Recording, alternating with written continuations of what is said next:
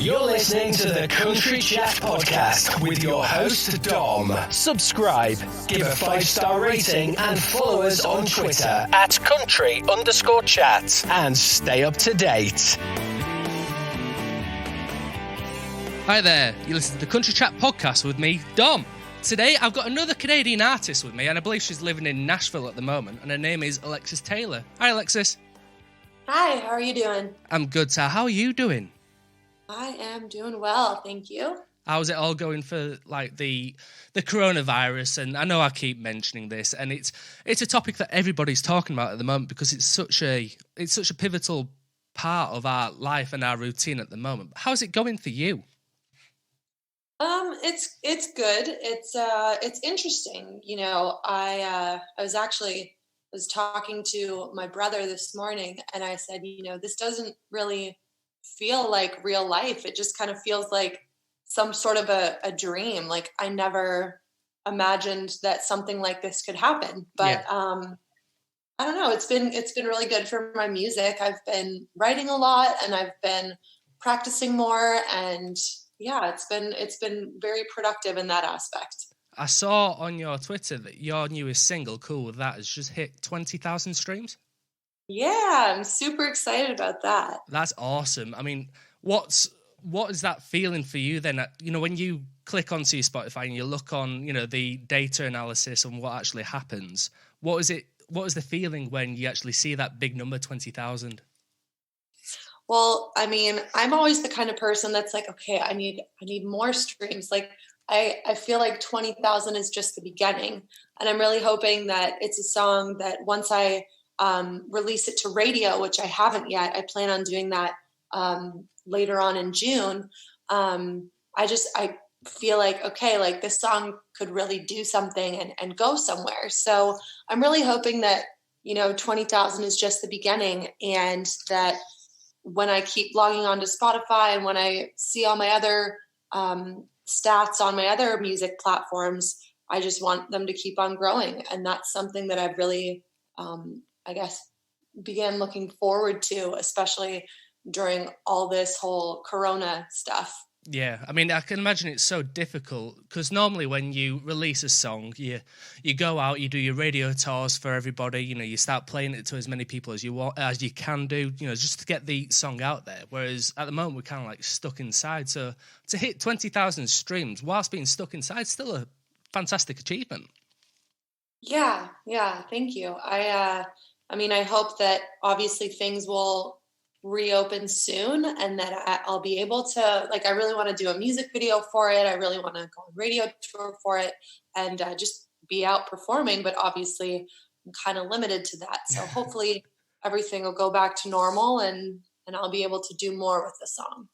What is your plans for like going on a radio tour? Normally, you know, you'd go to each radio station, you play it to them and try and convince them to put it on their, you know, their playlist. You know, how does that now work for you? Well, that's the thing. I've actually, I've been talking to my radio tracker, and I've kind of been going back and forth asking, okay, should we do a physical radio tour? Are radio stations going to even be open to that idea? Because right now, I mean, with everything going on, it's just so up in the air. I would hate to plan a huge radio tour and then be stuck doing phone calls as opposed to going in the station. Yeah. And I mean, I feel like last year I went on my first radio tour. So it was a lot of fun, and it was a really cool experience. And I think that like just going into the stations and physically meeting those radio directors and the program directors and everyone kind of involved, it's really good to put names with faces and to meet them. So I would really hate to do a radio tour but only have it over the phone, because it's definitely not the same. Have you done any like live streams yet? Yeah, I've done quite a few. I'm actually going to be planning one, I think, for next week on the 28th. But yeah, those have been keeping me busy, and it's always great to kind of connect with my fans, even though we're not obviously in the same room. Yeah. It's been really helpful having all the technology that we do. I mean, it's fascinating because if this was to happen, say 10, 15, 20 years ago, we don't have all this, camera technology. We don't have all these laptops and, the equipment that we have today. It's crazy. I mean, it's almost like the perfect time. I know it's not a perfect situation, but it's like the perfect timing for us to actually have this kind of thing. Yeah, I know. I've thought about that too. I feel like even my parents' generation, if this had have happened back then, I mean, it would have been completely different and the dynamics would have been so surreal, I think. So because of all the lockdown and stuff, do you have like a setup at home where you can lay down tracks for music, or is it just the case of you writing songs and getting ready for when you do go back to a studio? I'm doing both. So I don't have like a full out studio, but I have like I've got keyboards, I've got guitars, I've got enough stuff here to definitely keep me occupied. And I usually put together just like a demo track before I go into the studio, just to kind of give my producer a little bit of a better idea of what I want. So it's been really great having that equipment here. But then there's also days where it's like, okay, whatever. I don't want to pull out all the equipment, and I'll just do a voice note and put it on my phone. Yeah. Now, going back to, say, when you was a kid, what was the big influences for you to actually go into country music? Not just country music, but music itself. Well, both my parents are actually extremely musical. Yeah. And so I think having them around, and my mom was always playing piano. My dad was always playing guitar. My mom, when I was a kid, actually would take trips to Nashville and would do a lot of songwriting down there. And I don't ever think it was ever really a question of if I would do music, but it was a question of when.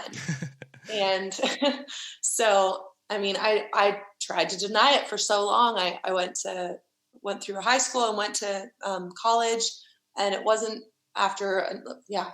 until after my second year of college that I was like, okay, something's missing. Like, I'm focusing on school, and that's great, and that's what I should be doing, but music is what I love doing, and I hadn't played guitar in so long. Yeah. And so I was like, okay, I need to sing more, I need to write more, I need to play more.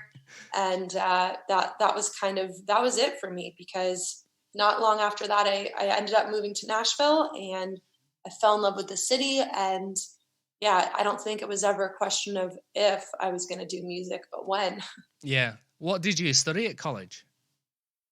So when I first started school, I was actually an elementary education major. Yeah. And so I wanted to teach like first or second grade. But then I realized that every state in America is actually different. They have different requirements. Yeah. So if I got my teaching license in one state, I wouldn't necessarily be able to have that license in another state. So I was like, oh my goodness. Okay.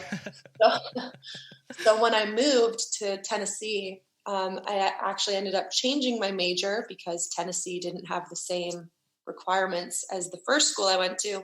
And I just ended up going with English and a minor in psychology. Yeah. Now, you're originally from Ontario. You're from Huntsville. Yeah. What was it like moving from Huntsville to Nashville?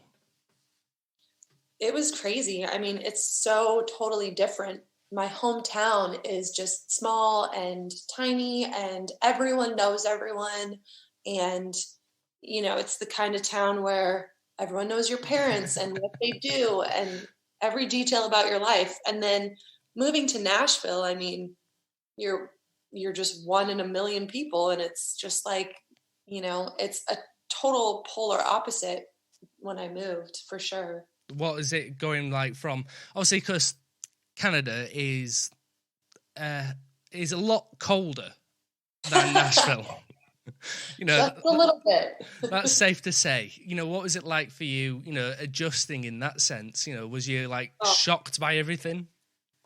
No, I was so happy. It snows like maybe 3 times a year in Nashville, and I've never been one to like the cold. So that's been really nice. But oh my goodness, the summers in Nashville, like it's just humid and hot, and like you could fry an egg on the cement. Yeah. It's just so hot. I mean, I've spoken here before about my trips to Texas, to like Dallas and San Antonio, and the heat there is just so much more intense than here in the UK. Because here in the UK, it doesn't snow as much, but it just rains all the time. So Yeah. we're so used to just the cold weather with being wet all the time, and then to go to something that's just so dry and hot. It's I loved it. I love the heat. Yep, I'm the same, definitely. Do you ever go back to Huntsville for like holidays or to go see your parents? Do your parents still live there? Yeah, actually, I'm in Huntsville right now. With everything going on with Corona, I just figured it'd be a good time to spend time with my family and, get to see them. So it's been really nice. What's it been like for your parents then, adjusting to having you back home, with all the songwriting and the keyboards, and are they all happy that you're back and joining in with you? I think so. I hope so. They seem like they're happy to have me home. So, yeah, I mean, when I'm in Nashville, and just with the amount of shows that I play and all the stuff I tend to keep busy with, it's been hard in the past for me to come home for much longer than a few weeks. So, yeah, it's been good getting to spend time with them and getting to hang out with my family. Nothing's better than, parents cooking for you as well. Yes, that is very true. What kind of things do they cook for you? It depends. Like the other night, it was so funny. I had been craving steak all day, and I came home and my mom was like, "Okay, we have steak for dinner." And I'm like, "Yes, I love you." Oh, wow, that's awesome. Yeah, I'm like, "You read my mind. This is great." What do you do with your steak then? How do you have it cooked? Do you have it a certain like temperature? Like a rare, medium well kind of thing. I have it medium rare, and actually, I was gonna tell you, I love your shirt. It says ketchup on it. I actually put ketchup on way too many things, and steak is one of them. Yeah, the shirt I'm wearing at the moment is a Whataburger. So Whataburger is fantastic in the south of America. It's not so much in the northern states. It's more like Texas and all around that area there. And they do a spicy ketchup, and spicy ketchup from there is just amazing. I've never had the spicy ketchup, but anything with ketchup I'm fond of. So I'm sure if I had it, I would like it. So you don't have any like specialty sauces for your steak then? It's just ketchup. Just ketchup, yeah. Ketchup, chips, and steak. That sounds like my kind of meal. Mm-hmm. The best. Go on, what's your favourite kind of meal then? If I had to pick, like probably my favorite combination of things would probably be, well, there's this restaurant in Nashville. It's really, really good. And they have like hibachi.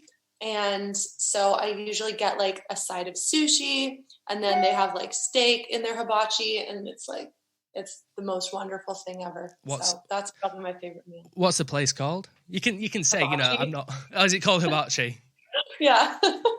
Awesome. I'll have to give it a check out next time I'm over there. Mm-hmm. Go on. So we got meals. We talked about food. What kind of like drinks do you drink? These are normally the questions I ask at the end of the podcast. But since we're on the topic of food and drink, what kind of things do you drink? That's like a really tough question because as much as I love drinking, like I'm not a big pop person. Yeah. Or like soda, whatever you want to call it. But I usually drink a lot of water because I'm just trying to be more healthy. But then obviously to balance it out, I usually drink Monsters or Red Bull. So yeah, got to balance it out. See, I used to drink all the energy drink stuff years ago, and I found that I just couldn't sleep at night. Yeah, I have that problem too. It's not a fun problem to have. I suppose it's not as bad because you're diluting it kind of with, the water. I drink quite a lot of water myself. At the moment, I've got a coffee with me, so it's keep myself hydrated in that sense. What about alcohol? Do you drink in that sense, or do you stay kind of clean? Well, actually, so this month I actually made a deal with myself. I was like, okay, because we're in quarantine, because, I'm trying to be more healthy, I've actually this whole entire month been not drinking. to see if it like makes a difference in how I feel just health wise. Yeah. Because like I said, drinking water, and I try to eat pretty healthy, just to kind of see if I could get a boost in energy, just because I don't know if it's like, it's been really cold here, but it's just like, oh my goodness, I'm so sleepy. But yeah, so I've been trying to not drink this month, but usually when I do drink, I'm pretty basic. I'll drink like cranberry and vodka. Ooh. Or like a Long Island. That's not basic. It's kind of, it's quirky. I mean, normally people just say like whiskey and over ice and, that kind of thing. But to go for a Long Island and cranberry and vodka, was it cranberry and vodka? Yeah. That sounds just so refreshing. Mm-hmm. Yeah. I mean, we've been kind of lucky the past few days here in the UK. It's been like 20. I know you lot. Do you work in Fahrenheit or Celsius? Celsius. Celsius. Oh, that's good. We've been around like 24, 25, 26 degrees at the moment. For us, that's quite warm. Yeah. So it's been really, really refreshing, and that just sounds like the perfect drink to have in the garden. I know. It's actually warm here today, because for us, it's been probably like 12 or 13 for the past week or so. And then actually the week before that, it was snowing here. So it's been like super crazy weather, but today is like the nicest that we've had. And I think it's supposed to get up to like 25 or so. Yeah. And yeah, I'm with you. I feel like just going and tanning on my lawn and having a drink. Oh, wow. I mean, for Canada, even to go in the teens, that's really good. Well, I mean, it's almost June, so yeah. I'm hoping that this weather kind of sticks around. I don't really feel like having it snow here again. What's it like then flying, trying to get out of the country when it's been snowing? Is it still all right, or do they manage to clean the runways okay?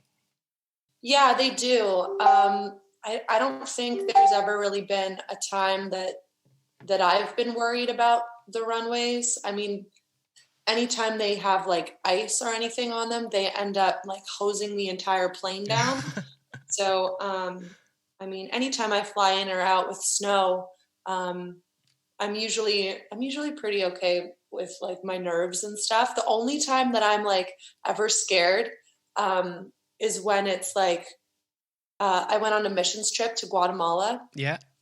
And so some of the airlines that we've flown in the past, this past year, has been, I don't know if it was a Mexican airline or if it was a Guatemalan airline, but it wasn't a Canadian airline. And I don't think it was the States either. So I know that a lot of times, obviously, you're not going to have snow in warmer weather. So I was like super like worried, because I was like, oh no, like, I mean, I'm sure they've flown in snow, right? But I'm like, what if they haven't? Like, what if this is their first time? And I'm like, oh no.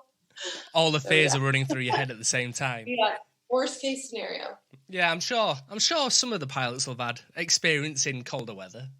Mm-hmm. That's what you're hoping anyhow.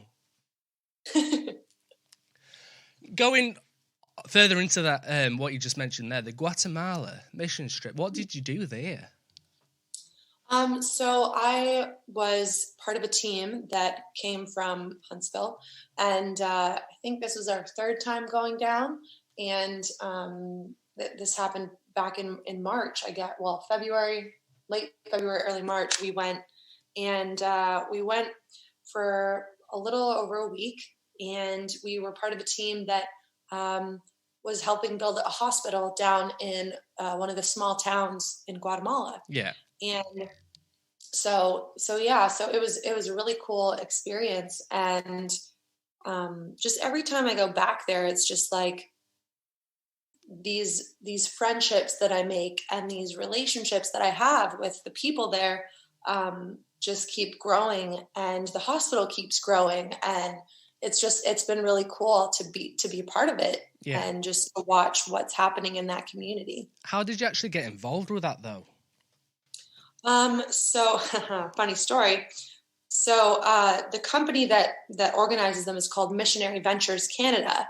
And so actually the doctor that was in the room when my mom was having me, He was one of the missionaries that used to live there. Yeah. So him and his wife, they're friends with people at MVC, Missionary Ventures Canada, and they wanted to organize a missions trip.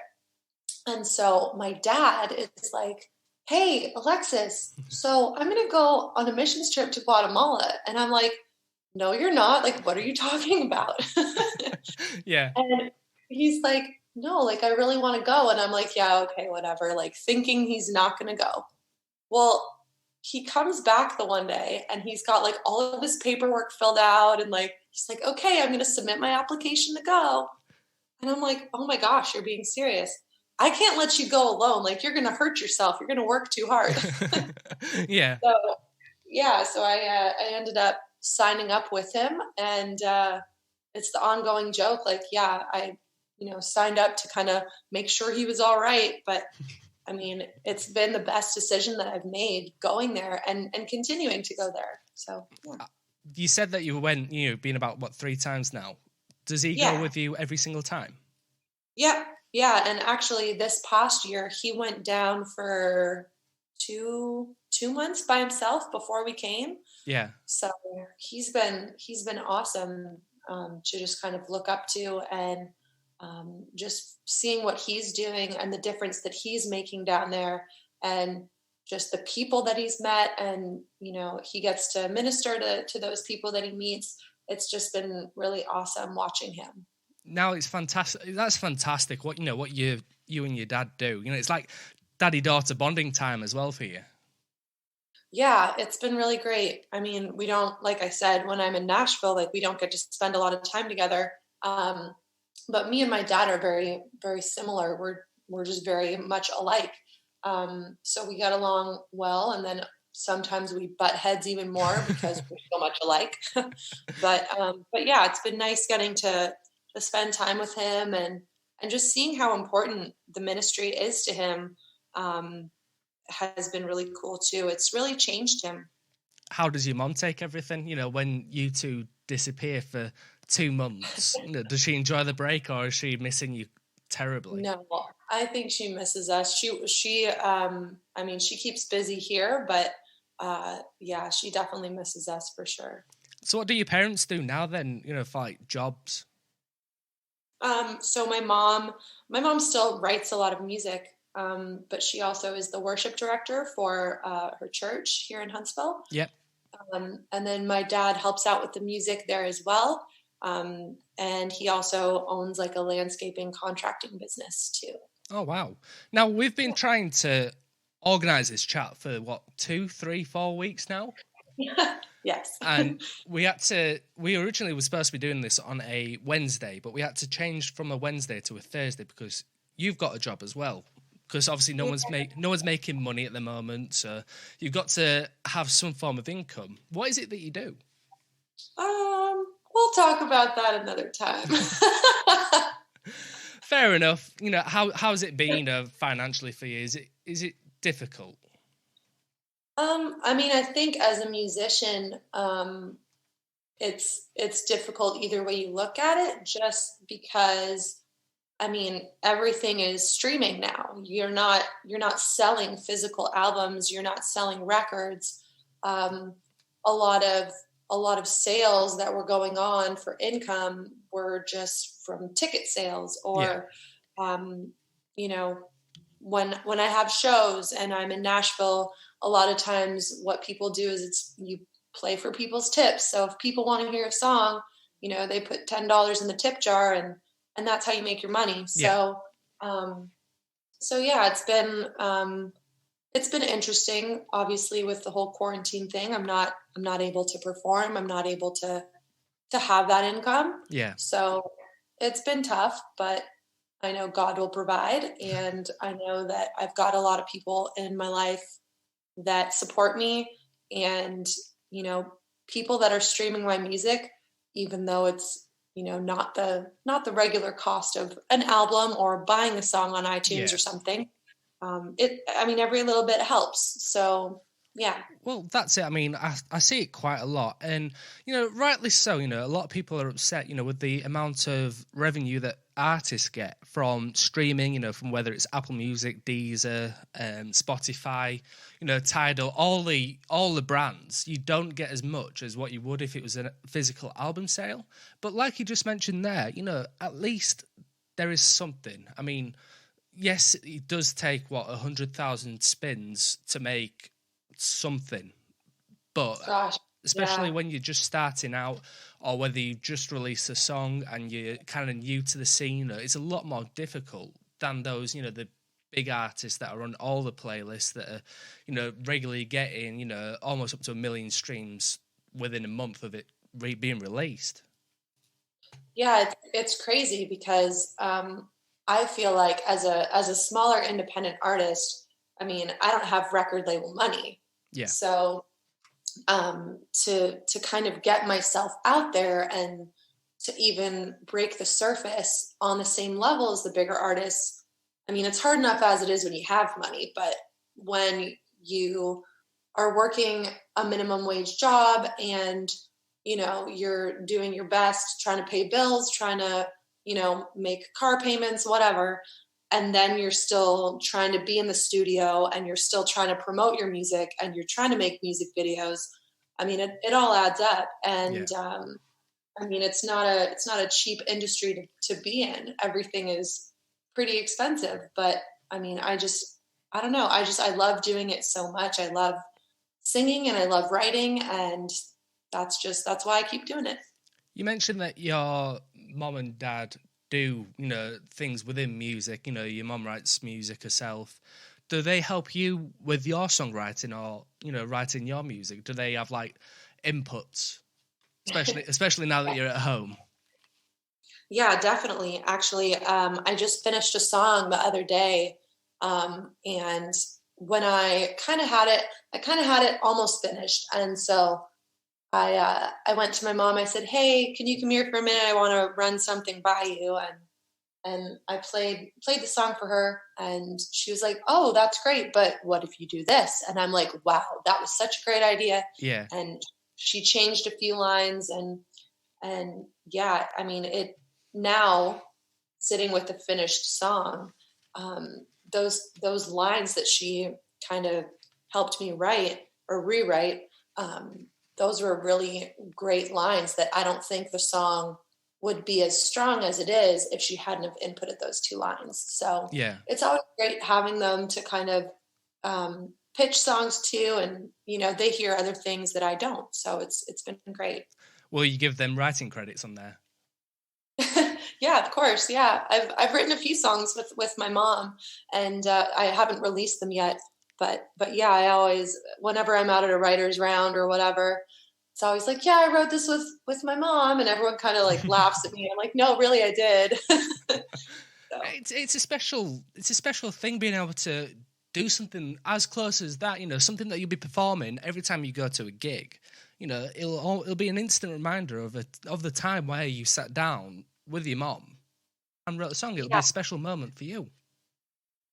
Yeah, it's really great. I think that a lot of the friends that I have that are in music, I mean, a lot of them, they don't have musical parents. They don't have parents who get it near as much as mine do. And that's not to say they're not still supportive. But I think my parents really support me in a way that no one else I know, like their parents can't do the same because they haven't been there. They haven't done radio tours. They haven't done performances. They haven't tried to get a publishing deal. And, they might still support them, but I think mine really get the full picture. And they've been amazing throughout my whole music career and my musical journey, and have always been really understanding because just like me, they have the music bug. So, yeah.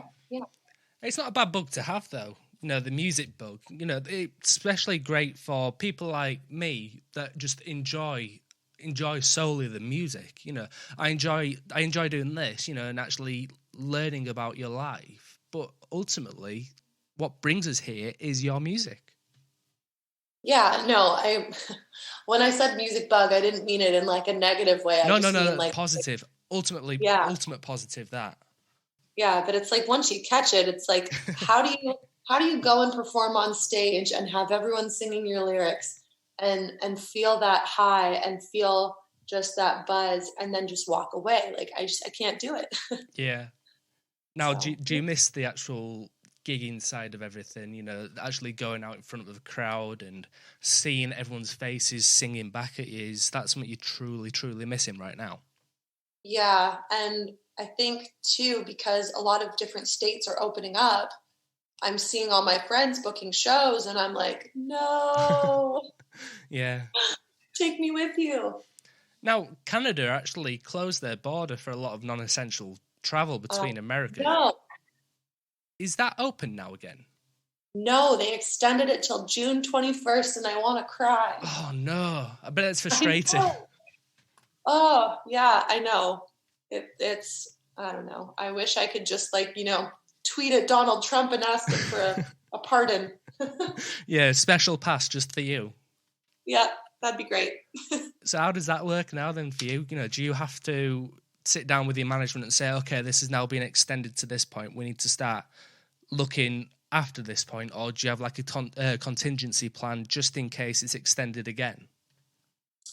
Well, I'm really praying that it's not extended again. Oh, fingers crossed.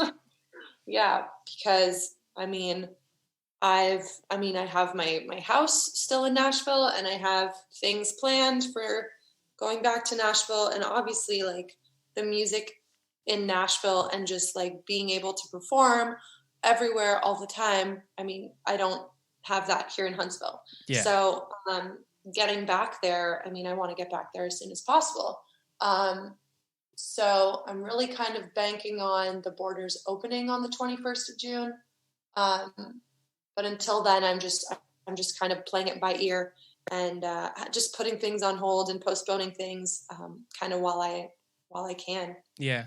In the UK here, with our banks and our like mortgage providers for like houses and car payments, they're giving us like a 3-month break almost whilst we're all locked down and we're not making the same money as we were.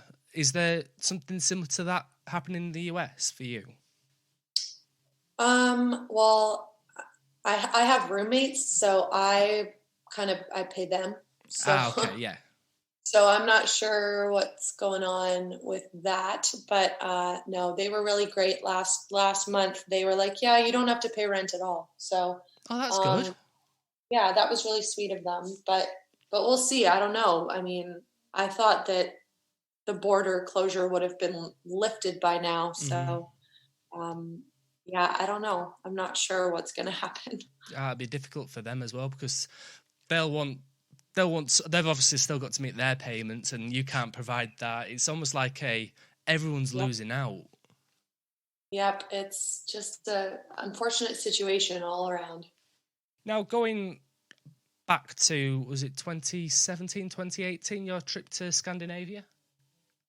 Yeah, I think it was in 2018, 17, 27. It was around there, It's around then.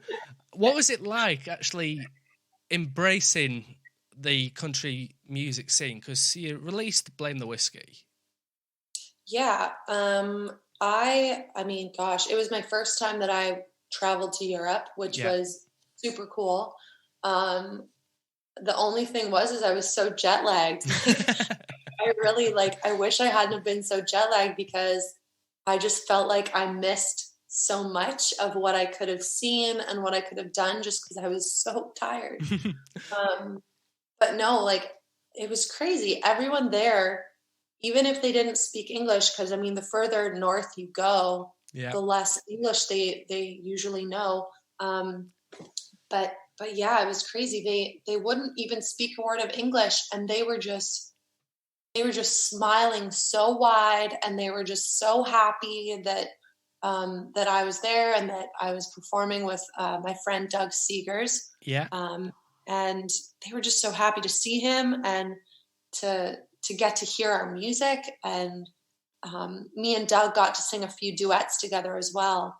And wow. they really seemed to love that. And the tour manager at the time, he spoke both Swedish and English. Yeah. And he would he would translate for us. So that it was really handy having him there. But they were just so grateful and so sweet. Yeah, it was a really cool experience, even though they didn't know English. Yeah. They just loved our music. Just to rewind a little bit, how did that actually all come about? You know, who approached who to go on the tour? It's a funny story, actually. So I had a show in Nashville, and I think there was like a Preds game on or something, and so the bar was completely dead. And so in walks this guy with this cowboy hat, and he sits down like front row, and he starts saying like, "Hey, play an original. Hey, play another original. Hey, play me all of your originals." And I'm like, "Right, sure. Like, there's no one else here. I guess I can play you all of my own stuff." So I started playing my stuff, and then after I was done, there was still no one in the bar. And he's like, "Hey, so I was wondering, do you want to come on tour with me?" And I'm like, "Okay, like, what's the catch? Like, who are you?"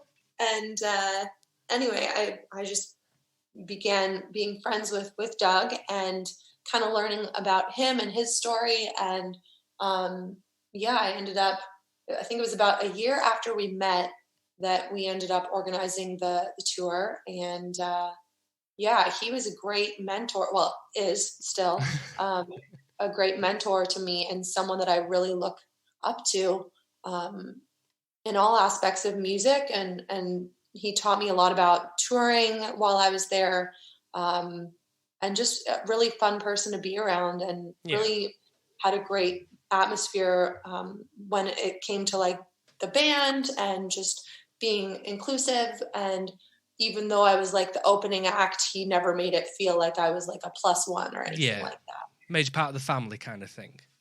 Yeah, it was awesome. See, that's just the perfect start to almost like a proper touring career, is having that sense of welcomeness. You know, actually, if you go into something positive, you know, you'll come out of it positive. If you go into something negative, it kind of puts a dampener on your future shows. Are you looking at coming back to Europe anytime soon? I really want to. But again, like, it's so hard for me to plan anything with this whole Corona situation. Yeah. I was actually thinking about coming to the UK and, you know, seeing if I could play there and I mean, get to perform and all that. Yeah. But yeah, just with everything so up in the air, it's really hard to plan anything and really try to do much when everything is kind of the way it is. You see, it's great here at the moment in the UK, country music-wise, is because it's growing so much and so rapidly. There's so many new country music festivals. There's Dixie Fields, there's the British Country Music Festival, there's Country to Country, there's Country in the Coast. You know, there's loads that you can apply to, you know, to perform. And it'd be great to have you over here, you know, for one of them. And another fantastic one's the Long Road Festival. You know, there's just so much variety here now. It's unbelievable. Yeah, I keep seeing just like all these different festivals and all these different radio shows and just so many different avenues that are definitely getting so much bigger and growing, especially over in the UK and just in Europe in general. Yeah. It would definitely it's definitely on my bucket list to come back and to do more performing, do more shows, whether it's festivals or concerts or whatever. Yeah, definitely. I would love that. Well, I'm a massive advocate for the north of England because I'm from Yorkshire. So make sure when you do come to the UK, you don't just go visit London, because that's what everybody always does. Oh, I've been to the UK, I've been to London, I've seen the Queen. Don't do that. Come to the north of England and see York and see the beautiful countrysides and experience everything about England. Make sure you do it. Yeah, I will definitely. You know what? I'll probably send you an email and ask you for all the best places to go and all the best things to do and see. Oh, well, sure. I'll be your personal tour guide. It's perfect. Perfect. Let's do it. So we'll go back to releasing Blame the Whiskey. What was the whole steps leading up to actually releasing the music to then obviously, which then brought on the tour, and that, like, you know, that started the whole footsteps for you going into this industry. You know, how was it for you writing the music and then going to the studio and then releasing it? What was all the emotions that were coming through for you? Well, Blame the Whiskey, yeah. So it was my first release, and I think it was probably one of the bigger milestones. I mean, obviously, I love all the other songs that I've released, but because Blame the Whiskey was kind of my baby, and it was the first song I released, it definitely means a lot to me. And between when I wrote the song and then when I kind of I had laid down some vocal tracks for a demo, and then my best friend Ross Copley in Nashville, he produced it, and just hearing the song come to life, that was like nothing else, because I mean, I had written the song. It was originally a school project that Oh, really? I wrote the song for. Yeah, in my my last year of university, I ended up writing that song as one of my little projects for my songwriting class, and but I brought it to Ross, and he's like, okay, like you can change this up, or what about if you do this? And because he knew my voice so well, I think that it really helped in the production aspect. Yeah. Because he wasn't afraid to hurt my feelings. And he's like, okay, no, that sucked. Sing it better. Like, do it again. Okay, come on, you got this. And he was really encouraging in that aspect. So seeing the song kind of grow from this little acoustic version to this fully produced track. I mean, I remember hearing it for the first time and just being so excited. Yeah. And just kind of like letting it sink in. And it's like, wow, like this is what I love the most about music, is taking a song that is just this acoustic track and then building it and building it and building it and making it into something that's so much more beautiful. Yeah. Now, that's one thing that I always find fascinating, is the vision these, you know, mixers and masters and the producers all have. You know, when you say, this is my song, this is the acoustic version, this is how I see it, and then they make it into this big wow factor. You know, I find it amazing. Yeah, it's definitely, especially like working with my best friend. I mean, it's like between him and knowing what I wanted musically and instrumentally, he really brought the songs to life. Like, he produced Blame the Whiskey, and he also produced How Do You Sleep, and he also did the vocals for Just One Look. So out of a lot of the songs that I've written, he is great at allowing me to really sound my best. Yeah. And yeah, I think that as a producer, that's something that you should strive for, because I've worked with producers who are like, all right, let's record. Okay, you're done. All right, bye. And it's a lot different, and it's a lot, it shows that you care when you're not just in it for, okay, here's the money, bye. Yeah. You're actually recording because you want that artist to be happy with their product. Just shows that he's a jack of all trades as well. You know, being able to do backing, you know, doing vocals on a song. It's wow. Yeah, definitely. That's why I continue working with him, and I mean, he's just very talented. So yeah, I'm really lucky to have all the friends that I do.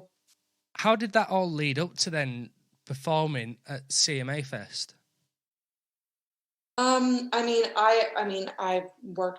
I work so much on my music and all of the different aspects on it, and performing and booking, and a lot of my management too. Yeah. I just play such a big role in it.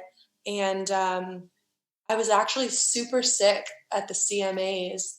Really? I got a parasite from going to Guatemala.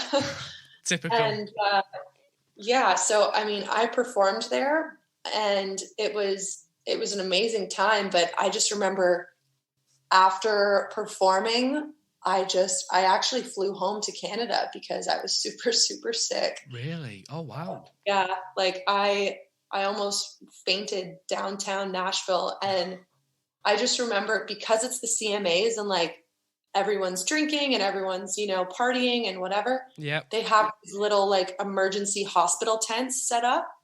And Yep. I feel so bad because after my show, a friend of mine, she was with me, and she was a performer too. And so she's like, "Oh, I want to go see John Party. I want to go see like, Old Dominion. I want to see like all these bands." And I'm like, "Girl, like these people are playing like 5 blocks away. I don't know if I can walk that far," Yeah. because I was feeling so sick. And she's like, "Okay, well, I mean, we don't have to." And I'm like, "Okay, let's go." Go So on of then. course, Suck it yeah, up. it's the worst. And I get there and I'm like, I don't think I can get back up because I was sitting. And she's like, "What do you mean?" And I'm like, "I don't think I can like move. Like, I'm going to have to like, I don't know, something's wrong with me." And I just remember her calling over one of the little, like, I don't even, like a four-wheeler, I guess. Mm-hmm. And they loaded me onto the four-wheeler. And it was so embarrassing because they took me to this tent and they're like, "Yeah, we should probably take you to the hospital." And I'm like, "Nope, I'm fine. I'm good. Don't worry. I'm fine." And yeah, that was my CMA experience. That sounds like true commitment to staying out. I'm fine. I'm fine. Yeah, yeah. But at least I played my show. I mean, I had to cancel two of my other shows for that week, but yeah, I mean, I'm happy I got to play the one. Yeah. I mean, it's that kind of stage. It's a bucket list stage, to be invited onto, throughout that whole celebration, because it's not just CMA Fest, it's the whole CMA Awards, and there's everything that comes around it. It's where country music comes together, especially in Nashville. How did they actually invite you? Did they give you a call, say, "Would you like to play CMA Fest," or was it like a special golden invitation that you got? A lot of different places in Nashville have like specific booking agents. Yep. So I had actually reached out to a friend of mine who had been booking certain things, and he was the one who invited me to play during CMA Fest. So, I mean, earlier I said, Nashville is such a huge town and feels like you're just one in a million people there. But um, when it comes to music, I feel like it's a small town and it's all about who you know. Yeah. So, I mean, that's always such a big aspect of music there. It's all about the connection and being personable and just the people. Well, that's it. It's about making the right friends, and sometimes, yeah, you can know everything, but if you don't know the right people, you can kind of be Yeah, hampered. yeah, definitely. It's a small town when it comes to music for sure. Did you move to Nashville by yourself then, or did you have any friends to meet up with, or did you make new friends when you got to Nashville?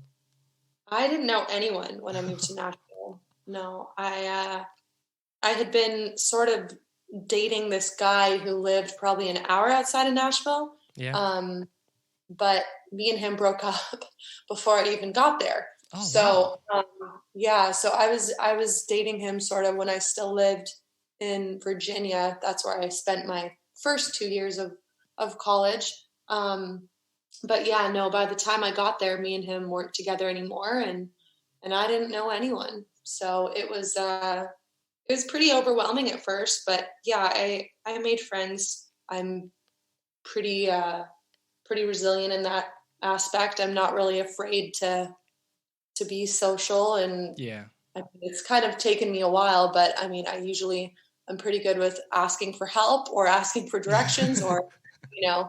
trying to hang out with people and meet new people whenever I can. That must have been so frustrating and heartbreaking as well, knowing that you're moving to this new location. You're by yourself, expecting there to be someone close by that you can rely on, and then next thing you know, that tie's been severed.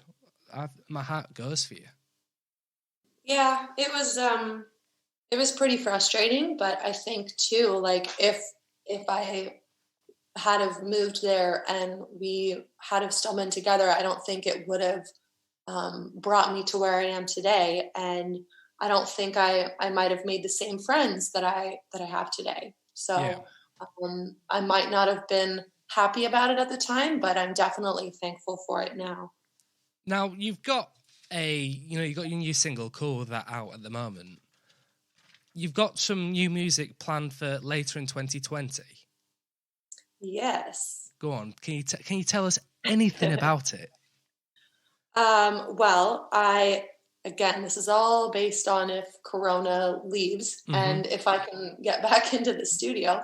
But what I am planning on doing is releasing an EP and kind of including my 5 most recently written favorite songs. Oh yeah. Possibly 6 songs. I'm not sure yet, but definitely 5. And kind of releasing an EP so that my fans can just hear more of my music, and so that I can have more material out there for people to listen to. And as much as I love the songs that I have released already, I don't necessarily think they're the best representation of who I am as an artist. I don't think that they are as deep as who I am as a person. And I want to have a chance to share who I am with my audience and with my fans. Yeah. So I think that that's really something that I'll be focusing on in the next few months, and something that I'll be really looking forward to. Well, that's one of the most difficult things to discover about yourself, is knowing what path you want to go down yourself. What kind of artist you're going to be. Whether it's going to be, you can do a Heinz 57 of everything and sing in any key, any emotion, or any range, whether it's a ballad or whether it's an upbeat song. But to actually know the route that you want to go down is the hardest. Are you looking forward to working that out? Yeah. I think too, all I've really ever wanted to do with my music is make a difference and to touch the lives of people that hear my music. And again, as much as I love the songs that I've released, I don't think that that my music has made that much of a difference thus far. Yeah. So I think that the songs that I will be releasing by the end of the year, I want to be able to share that with people and give them a sense of hope, especially after going through what we've gone through with Corona and Oh wow! Can you tell us anything musically wise, about your new 5 or 6 songs? What kind of emotions they're going to be, or the kind of route that they're going to go down. Is there anything else you can tell us? Well, I'm actually working on one song. I'm putting the finishing touches on it that I just wrote the other week, and it's called Rock Bottom. And it's actually about just depression and anxiety. And I know that lately, I think it's like 800% that the suicide rates have gone up in 2020 since everything's been going on. And especially because May is like Mental Health Awareness Month as well. I wrote this song called Rock Bottom, and I remember as a kid, I got my heart broken. Yeah. I was in high school, and I just remember laying on my bedroom floor and listening to a Boys Like Girls album. And I can't remember what song it was, but I was just singing it. And it was about some guy getting his heart broken and them being okay. Yeah. And all I could think about was, okay, if they got their heart broken and they're okay, then I'm going to be okay. And it all just kind of made sense to me. So Rock Bottom to me is a song that I wrote so that I could reach people and say, hey, you know what? You've hit rock bottom. You've never been this low before. You've never been this sad, and you feel like there's no way out, but you're going to be okay. Yeah. And so that's something that has just been weighing on my heart to kind of release since I wrote it. And it's a song like I've never written before, about the hardships and just feeling like you're drowning. But also I want people to see it as this kind of beacon of hope, where it's like, okay, I'll make it through. I'll be okay. I mean, just what you described there is ultimately what music is about. It's about connecting, you know, whether it's emotionally, negatively or positively, or to give guidance, you know, it speaks to us. And I can't wait to listen to Rock Bottom. I'm really excited now. I'll have to send you the demo version of it for sure. Oh, I can't wait for that. Yeah. If you're lucky, I might even write a review for it. Perfect. So we're getting towards an hour now. Is there anything I've mentioned or anything that I've missed? I'm going through my notes now just to make sure I've got everything, and I think I have. Is there anything you want to add? I think we covered pretty much everything and then some. That's the best thing. I mean, that's the great thing about talking like this, is you can cover so many different topics within the same breath.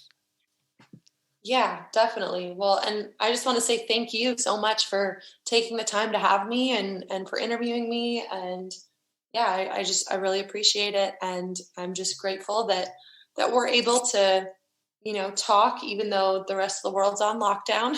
Exactly. That, like we mentioned earlier, that's the great thing about the technology that we have nowadays. We can do this. And I've been following your music since before I even started this podcast. So, you know, oh, really? I'm a big fan of yours. You know, I was excited when your management decided to to get you on here. You know, it was like, yay, finally. Oh, well, thank you. That means a lot.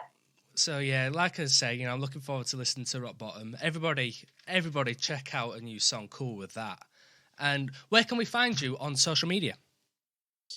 Well, on Facebook and Instagram, it's just Alexis Taylor Music. And then on Twitter, it's Miss Taylor Music. So make sure you follow me. I'm coming out with new music and new covers and new live streams all the time. And yeah. So you mentioned that I believe it's next week you're doing your next live stream? Yeah, I'm hoping to do it on the 28th. Where can they find that live stream? That'll be on my Facebook. So everybody check out the Facebook and check out the music, you know, and all your major streaming and buying platforms. So yeah, everybody check it out. It's amazing music, and I absolutely love it. Well, thank you again. You are so sweet. I try to be, you know, all positive and happy. You know, as soon as the mic's off, I'm really depressed and hiding in a garden shed, crying to myself, listening to sad music. But listening to Rock Bottom. I'll be listening to Rock Bottom now. What's your plans for the rest of the day then? I don't know. I'm torn between either going outside and tanning or getting some music stuff done. So we'll see. Awesome. Well, I'll let you enjoy that. Everybody, for now, take care, and I'll see you all next time. Bye-bye. That was the Country Chat Podcast. Join Dom next time for exclusive interviews, reviews, and general chit-chat on all things country music.